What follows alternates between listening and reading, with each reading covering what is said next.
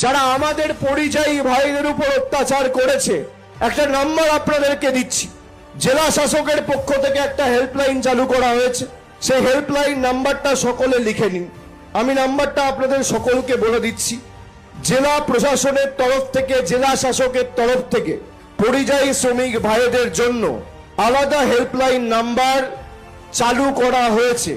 এই নাম্বার হচ্ছে 743000, আবার 3টে 030।